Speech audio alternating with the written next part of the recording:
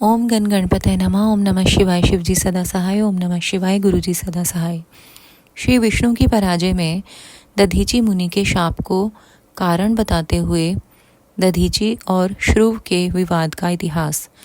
मृत्युंजय मंत्र के अनुष्ठान से दधीचि की अवध्यता तथा श्रीहरि का श्रुव को दधीचि की पराजय के लिए यत्न करने का आश्वासन। सूत जी कहते हैं, महर्षियों, अमित बुद्धिमान ब्रह्मा जी की कही हुई यह कथा सुनकर द्विज श्रेष्ठ नारद विस्मय में पड़ गए। उन्होंने प्रसन्नता पूर्वक प्रश्न किया। नारद जी ने पूछा, पिताजी, भगवान विष्णु शिव को छोड़कर अन्य देवताओं के साथ दक्ष के यज्ञ में क्यों चले गए, जिसके कारण वहां उनका तिरस्कार हुआ? क्या वे प्रलयकारी पराक्रम वाले भगवान शंकर को नहीं जानते थे? फिर उन्होंने अज्ञानी पुरुष की भांति रुद्रगणों के साथ युद्ध क्यों किया? करुणानिधे, मेरे मन में यह बहुत बड़ा संदेह है। आप कृपा करके मेरे इस संशय को नष्ट कर दीजिए और प्रभु, मन में उत्साह पैदा करने वाले शिव चरित को कहिए। ब्रह्मा जी ने कहा, नारद, पूर्व काल में राजा श्रुव की सहायता करने वाले श्री हरि को दधीचि मुनि ने शाप दे दिया था, जिससे उस समय वे इस बात को भूल गए और वे दूसरे देवताओं को साथ ले दक्ष के यज्ञ में चले गए। दधीचि ने क्यों शाप दिया, यह सुनो। प्राचीन काल में श्रुव नाम से प्रसिद्ध एक महातेजस्वी राजा हो गए हैं। वे महाप्रभावशाली मुनीश्वर दधीचि के मित्र थे।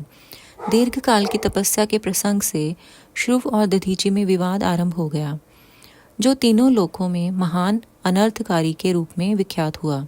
उस विवाद में वेद के विद्वान शिव भक्त दधीचि कहते थे कि शूद्र, वैश्य और क्षत्रिय, इन तीनों वर्णों से ब्राह्मण ही श्रेष्ठ हैं। इसमें संशय नहीं है। महामुनि दधीचि की वह बात सुनकर धन वैभव के मद से मोहित हुए राजा श्रुव ने उसका इस प्रकार प्रतिवाद किया। श्रुव बोले, राजा इंद्र आदि 8 लोकपालों के स्वरूप को धारण करता है। वह समस्त वर्णों और आश्रमों का पालक एवं प्रभु है, इसलिए राजा ही सबसे श्रेष्ठ है।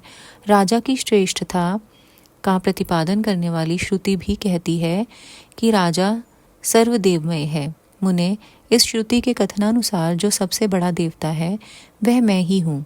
इस विवेचन से ब्राह्मण की अपेक्षा राजा ही श्रेष्ठ सिद्ध होता है। च्यवन नंदन, आप इस विषय में विचार करें और मेरा अनादर ना करें, क्योंकि मैं सर्वथा आपके लिए पूजनीय हूँ। राजा श्रुव का यह मत श्रुतियों और स्मृतियों के विरुद्ध था। इसे सुनकर भृगुकुल भूषण मुनि श्रेष्ठ दधीचि को बड़ा क्रोध हुआ। मुने, अपने गौरव का विचार करके कुपित हुए महातेजस्वी दधीचि ने श्रुव के मस्तक पर बाएं मुक्के से प्रहार किया।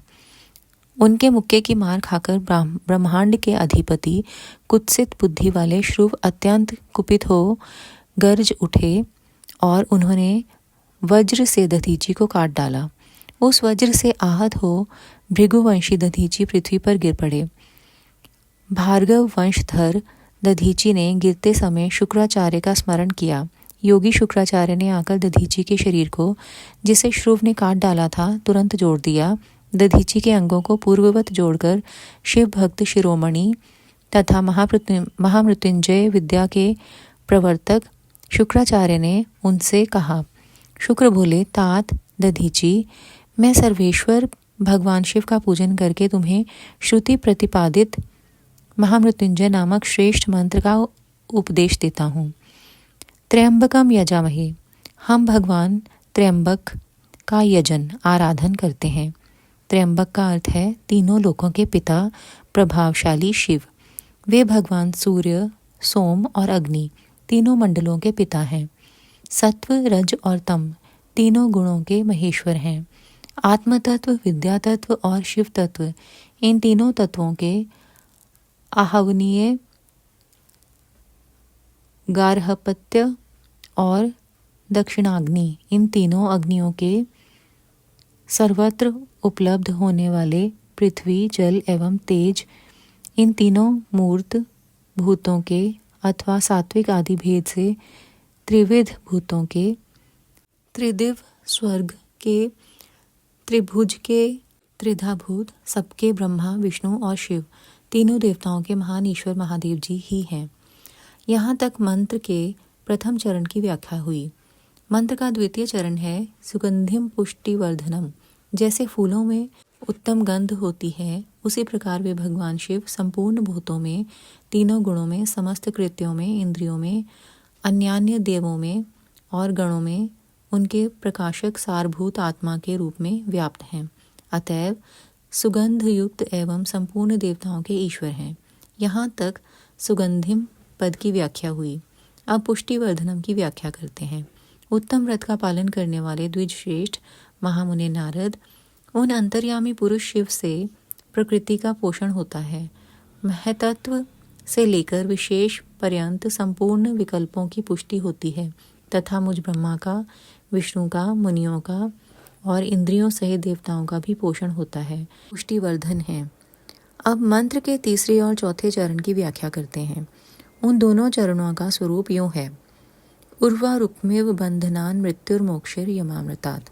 अर्थात प्रभु, जैसे खरबूजा पक जाने पर लता बंधन से छूट जाता है, उसी तरह मैं मृत्यु रूप बंधन से मुक्त हो जाऊं। अमृत पद मोक्ष से पृथक ना हों। वे रुद्रदेव अमृत स्वरूप हैं। जो पुण्य कर्म से, तपस्या से, स्वाध्याय से, योग से अथवा ध्यान से उनकी आराधना करता है, उसे नूतन जीवन प्राप्त होता है। इस सत्य के प्रभाव से भगवान शिव स्वयं ही अपने भक्त को मृत्यु के सूक्ष्म बंधन से मुक्त कर देते हैं, क्योंकि वे भगवान ही बंधन और मोक्ष देने वाले हैं। ठीक उसी तरह जैसे उर्वारुक अर्थात ककड़ी का पौधा अपने फल को स्वयं ही लता के बंधन में बांधे रखता है और पक जाने पर स्वयं ही उसे बंधन से मुक्त कर देता है। यह मृत संजीवनी मंत्र है जो मेरे मत से सर्वोत्तम है। तुम प्रेम पूर्वक नियम से भगवान शिव का स्मरण करते हुए इस मंत्र का जप करो। जप और हवन के पश्चात इसी से अभिमंत्रित किए हुए जल को दिन और रात में पियो तथा शिव विग्रह के समीप बैठकर उन्हीं का ध्यान करते रहो। इससे कहीं भी मृत्यु का भय नहीं रहता। न्यास आदि सब कार्य करके विधिवत भगवान शिव की पूजा करो। यह सब करके शांत भाव से बैठकर भक्त वत्सल शंकर का ध्यान करना चाहिए। मैं भगवान शिव का ध्यान बता रहा हूँ, जिसके अनुसार उनका चिंतन करके मंत्र जप करना चाहिए। इस तरह निरंतर जप करने से बुद्धिमान पुरुष भगवान शिव के प्रभाव से उस मंत्र को सिद्ध कर लेता है। महामृत्युंजय का ध्यान। हस्तांभो जयोग स्थकुंभ युगलादुध धृत्य तोयम शिरः चंतम करयोर्युगेन दधतम आंके कुंभो करो। अक्षस्त्रंग मगहस्तंबुजगतम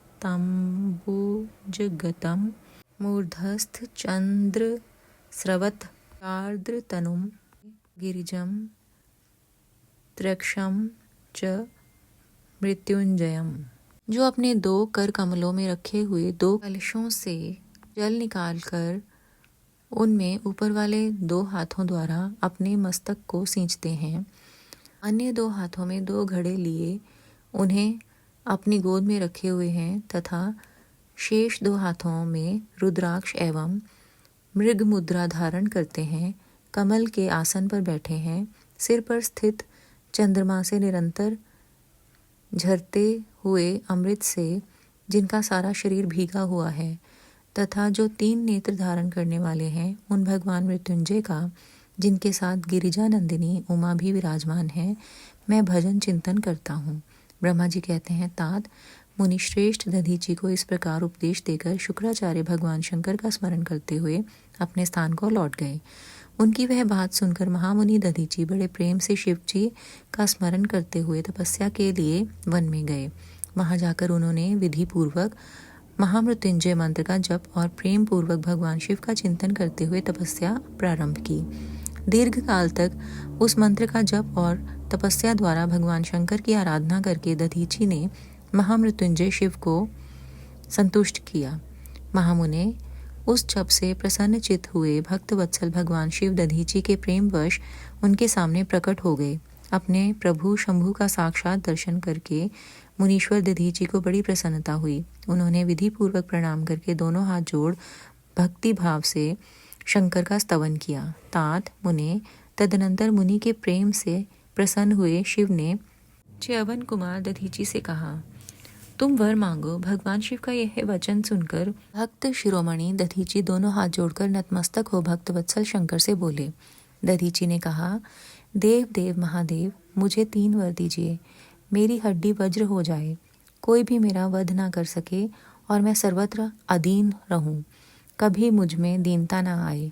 दधीची का यह वचन सुनकर प्रसन्न हुए परमेश्वर शिव ने तथास्तु कहकर उन्हें वे तीनों वर दे दिए। शिवजी से 3 वर पाकर वेद मार्ग में प्रतिष्ठित महामुनि दधीची आनंद मग्न हो गए और शीघ्र ही राजा श्रुव के स्थान में गए। महादेव जी से अवध्यता, वज्रमय अस्थि और अधीनता पाकर दधीची ने राजेंद्र शुभ के मस्तक पर लात मारी। फिर तो राजा श्रुव ने भी क्रोध करके दधीची पर वज्र से प्रहार किया। वे भगवान विष्णु के गौरव से अधिक गर्व में भरे हुए थे, परंतु श्रुव का चलाया हुआ वह वज्र परमेश्वर शिव के प्रभाव से महात्मा दधीची का नाश न कर सका। इससे ब्रह्म कुमार श्रुव को बड़ा विस्मय हुआ। मुनीश्वर दधीची की अवध्यता, अधीनता और वज्र से भी बढ़ चढ़कर प्रभाव देखकर ब्रह्म कुमार श्रुव के मन में बड़ा आश्चर्य हुआ। उन्होंने शीघ्र ही वन में जाकर इंद्र के छोटे भाई मुकुंद की आराधना प्रारंभ की। वे शरणागत पालक नरेश, मृत्युंजय सेवक दधीची से पराजित हो गए थे। श्रुव की पूजा से गरुड़ ध्वज भगवान मधुसूदन बहुत संतुष्ट हुए। उन्होंने राजा को दिव्य दृष्टि प्रदान की। उस दिव्य दृष्टि से ही जनार्दन देव का दर्शन करके उस गरुड़ ध्वज को श्रुव ने प्रणाम किया और प्रिय वचनों द्वारा उनकी स्तुति की। इस प्रकार देवेश्वर आदि से प्रशंसित उन अजय ईश्वर श्री नारायण देव का पूजन और स्तवन करके राजा ने भक्ति भाव से उनकी ओर देखा तथा उन जनार्दन के चरणों में मस्तक रखकर प्रणाम करने के पश्चात उन्हें अपना अभिप्राय सूचित किया। राजा बोले, भगवान दधीची नाम से प्रसिद्ध एक ब्राह्मण है जो धर्म के ज्ञाता हैं। उनके हृदय में विनय का भाव है। वे पहले मेरे मित्र थे। इन दिनों रोग शोक से रहित मृत्युंजय महादेव जी की आराधना करके वे उन्हीं कल्याणकारी शिव के प्रभाव से समस्त अस्त्र शस्त्रों द्वारा सदा के लिए अवध्य हो गए हैं। एक दिन उन महातपस्वी दधीची ने भरी सभा में आकर अपने बाएं पैर से मेरे मस्तक पर बड़े वेग से अवहेलना पूर्वक प्रहार किया और बड़े गर्व से कहा, मैं किसी से नहीं डरता। हरे, वे मृत्युंजय से उत्तम वर पाकर अनुपम गर्व से भर गए हैं। ब्रह्मा जी कहते हैं, नारद, महात्मा दधीची की अवध्यता का समाचार जानकर श्री हरि ने महादेव जी के अतुलित प्रभाव का स्मरण किया। फिर वे ब्रह्मपुत्र राजा श्रुव से बोले, राजेंद्र, ब्राह्मणों को कहीं थोड़ा सा भी भय नहीं है। भूपते, विशेषतः रुद्र भक्तों के लिए तो भय नाम की कोई वस्तु है ही नहीं। यदि मैं तुम्हारी ओर से कुछ करूं तो ब्राह्मण दधीची को दुख होगा और वह मुझ जैसे देवता के लिए भी शाप का कारण बन जाएगा। राजेंद्र, दधीची के शाप से दक्ष के यज्ञ में सुरेश्वर शिव से मेरी पराजय होगी और फिर मेरा उत्थान भी होगा। महाराज, इसलिए मैं तुम्हारे साथ रहकर कुछ करना नहीं चाहता। मैं अकेला ही तुम्हारे लिए दधीची को जीतने का प्रयत्न करूंगा। भगवान विष्णु का यह वचन सुनकर श्रुव बोले, बहुत अच्छा, ऐसा ही हो। ऐसा कहकर वे उस कार्य के लिए मन ही मन उत्सुक हो प्रसन्नतापूर्वक वहीं ठहर गए। शुक्राना गुरुजी महाराज, भूल चूक माफ।